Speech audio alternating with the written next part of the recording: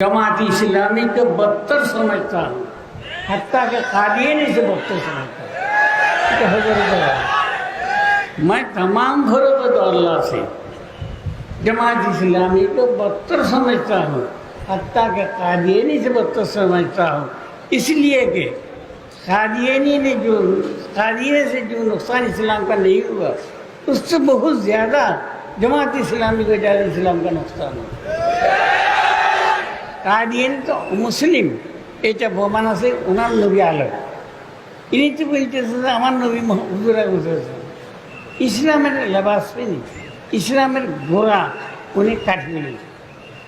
এই জন্য জামাত ইসলামী যে সমস্ত ফরকত আল্লাহ বক্তর, এটাকে আমরা জামাত ইসলামীকে ইসলামের জামাত আমরা বুঝি না, ফরকত আল্লাহ যে বাস দেখতে হবে।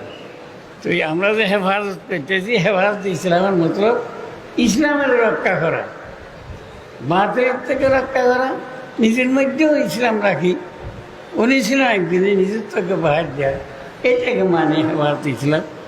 আল্লাহ তাআলা আমাকে তাম মুসলমানকে ইসলামের হেফাজত করার জন্য, ইসলামকে রক্ষা করার জন্য সবাইকে আল্লাহ তৌফিক দান করুক।